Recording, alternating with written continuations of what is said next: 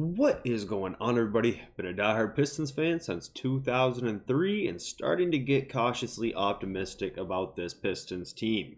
The Detroit Pistons just lost to the Utah Jazz 126 to 119. In this video, we're going to talk about three highlight performances I want to discuss, and then just talk about how all of this happened and the implications going forward. I did say that this was a very important game in the preview video, and I stand by that, so we're going to talk about the repercussions and just everything related to the game because it was pretty crazy. So the first guy that we do need to highlight tonight is going to be Cade Cunningham. He finishes the game with 33 points, 4 boards, and 7 assists. 13 of 23 from the field, 3 of 8 from the three-point line to go along with 4 turnovers. He also fouled out of this game. All in all, Cade was asked to do a lot tonight, especially with Ivey out. Those 33 points were all very well earned. I think that he did a great job of getting to the basket, getting to his floater a little bit, his mid-range. He was able to dunk the ball a couple times tonight. Cade was just doing a lot offensively. The assist numbers weren't as crazy and godly as they have been over the past couple games. But the fact that it's still 7, and that's considered a down game for Cade assists, just tells you the kind of player that he is turning into. Cade, definitely not a big factor in this loss. I think he impacted the game in a positive way, and a lot of the stuff that happened that led to this loss was mostly out of his control, in my opinion. All 4 of his turnovers were pretty okay and excusable in my book as well. We really haven't seen him get his pocket picked too often lately like we were at the beginning of the year. All 4 of those turnovers, if I remember right, were him either trying to throw an entry pass or a lob pass. It might have been a little bit ill-advised, but all in all, pretty all-right game for Cade, and 33 points is nothing to slouch at. So the next player I do want to discuss is going to be Paul Reed, because I felt like he did a very good job tonight, and unless I'm forgetting something, that was probably his best game as a Piston. I think that one of the reasons why I felt that way potentially was because he was obviously going to play tonight because Stewart was out. A lot of the other games this year, Paul Reed has been called upon when Stewart Duren have been in foul trouble or have gone down with injury mid-game. So Paul Reed was able to know he was going to get minutes, and he showed up and delivered in those minutes. Paul Reed finished the game with 12 points and 9 boards. We were plus 11 with Paul Reed on the floor, and in contrast with Jalen Duren on the floor, we were minus 26. That is a huge swing, and I will be the first to tell you, plus minus as a game stat on an individual basis with no context isn't that useful, especially considering that Jalen Duren just happened to be on the floor during the first 6 minutes of the game where the Jazz made a ton of contested threes. And we'll get into that, but at the end of the day, felt like Paul Reed contributed more at the center spot tonight than Jalen Duren did, and I just felt like it was a good game for Paul Reed. 6 of 9 from the floor as well, pretty efficient, had 2 steals. Both of his steals led to wide open breakaway dunks, 2 blocks. So shout out Paul Reed. Really happy we're able to keep him around. I know that things were up in the air this past weekend with him, but man, I really don't know what we would be doing right at this point in time, considering that Stu is out, if Paul Reed was not on this team, because we just don't have anybody else. So the next guy I do want to highlight is Ausar. It was kind of a rocky game for Ausar, especially if you look at the stat sheet. Nothing is too standout-ish. Finishes the game with 9 points, 2 boards, 4 assists, 1 steal, and he fouled out. But he was the only starter who was in the plus minus department tonight, +1.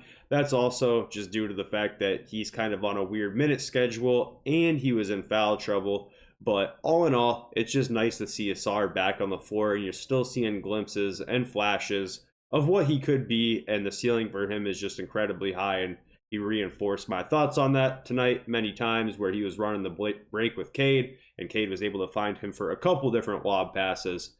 And I think Ausar is just slowly but surely getting back into the groove of things. So I feel like this stat line isn't that impressive, but if you watch the game, it felt like he left his fingerprints all over it. He did a lot tonight defensively. All 6 of those fouls were from him playing very tight defense and all of that type of stuff. And also, shout out to Ron Holland. He did get ejected. He put the mitts up in a hurry tonight when Paul Reed got in a little scuffle with Jordan Clarkson. So shout out Ron Holland, kind of crazy, but yeah. So anyways, to talk about the game as a whole, in case you guys missed it, I'm assuming most of you watched it. It was wild. The Utah Jazz scored 48 points in the first quarter. After the first quarter, the Jazz were up 48-19. It felt like this was going to be a blowout, and that blowout that was in the first quarter was mostly on the back of the Utah Jazz hitting a lot of contested threes, which led to the Pistons becoming deflated and just kind of rolling over for a brief minute.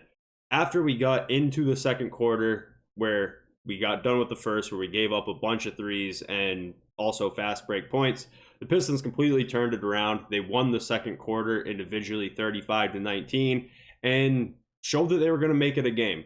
I had a gut feeling after the first quarter that this was going to be a game where we got to see some Wendell Moore minutes. I didn't know if the G League guys are with us tonight, but I felt like maybe we'd be seeing some Man or Cole or one of those other G League guys getting some minutes, because it really felt like it was going to be a blowout. So I was impressed when the Pistons were able to fight back into it in the second quarter. It mostly came on the backs of really tough defense.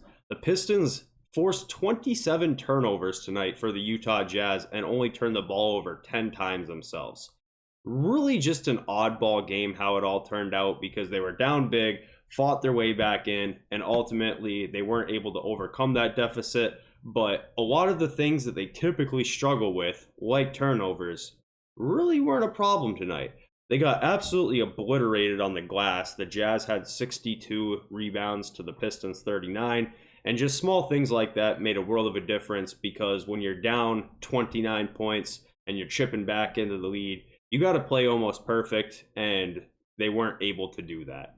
The Utah Jazz finished the game shooting 20 of 40 from three, good for 50%. The Pistons finished 13 of 47, good for 27%.